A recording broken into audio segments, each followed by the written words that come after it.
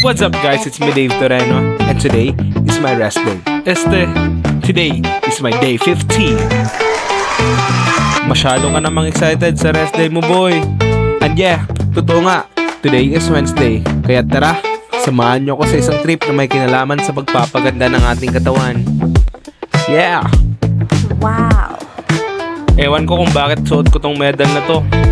Trip ko lang talaga siya isama sa vlog. Tamang kape muna habang nag-iisip kung anong gagawin ngayong rest day. Excited pa naman sana ako mag-gym. Alam ko na, kailangan pala ma-relax ng katawan ko. Kaya tara, samahan nyo ako, may pupuntahan tayo. Syempre, huwag natin kakalimutan magdala ng pagkain. Naalala ko na naman yung microwave ko. Hay! Ayan guys, mainit na. Babalik ko lang ito sa container kasi doon na ako kakain. Takpan, ilagay sa bag, kunin ang susi, and yeah, we're good to go.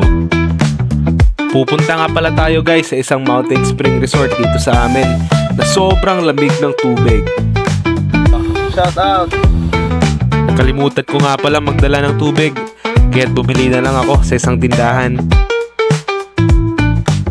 Yeah! All set, let's go. Trip ko talagang bumiyahe sa lugar na halos lahat na nakikita mo ay kulay berde. Kita mo yon? Mala Switzerland. Sa wakas, nakarating din.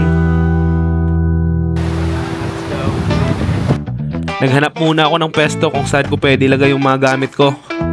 Sakto, may nakita ko na malapit sa pool, kaya dun ko na lang nilagay.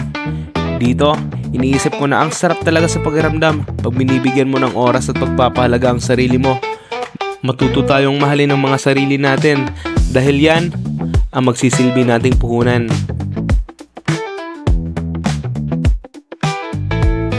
What's up guys? Gusto ko sanang bigyan yung aso na to, kaso may macros to eh. Sorry! Mukhang dito na matatapos yung vlog guys. Ako nga pala ulit to, Dave Toreno. See you sa day 16. Peace out!